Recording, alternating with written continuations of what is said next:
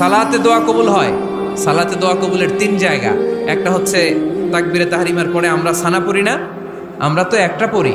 আল্লাহর হাবিব সুন্নাহ এবং নফল নামাজে আরো পড়তেন সানা, ওই দোয়া কবুল হয়। দুই নম্বর জায়গা সালাতে সেজদায় পড়ে দোয়া করলে কবুল হয়।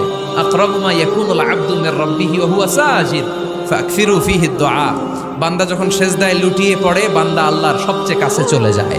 তা কিন্তু বিশ্বনবী বলে, সেজদাটা তোমার রবের কুদরতি পায়ের উপরে পড়েছে।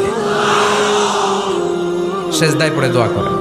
সালাম ফিরানোর আগে বিশ্বনবী দোয়া করতেন, লা ইউসাল্লিমান্না আহাদুকুম হাত্তা ইয়াতাআওয়াযা মিন আরবা'a।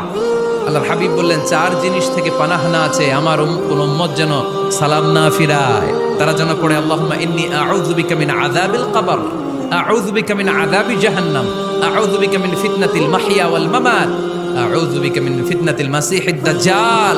আল্লাহ কবরের আযাব থেকে বাঁচাও, আল্লাহ জাহান্নামের আগুন থেকে বাঁচাও, আল্লাহ জীবন মরণ